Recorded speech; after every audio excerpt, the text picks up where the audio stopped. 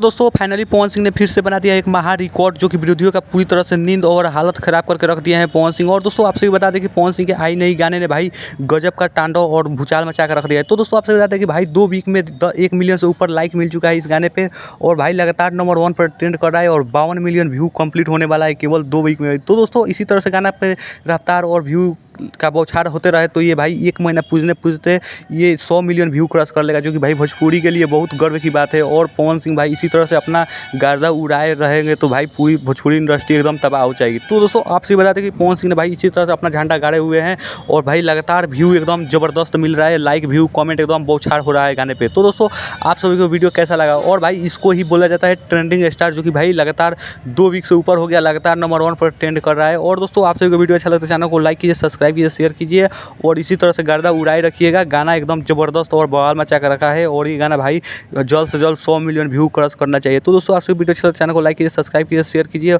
और फिर मिलते हैं किसी नेक्स्ट वीडियो में। धन्यवाद दोस्तों।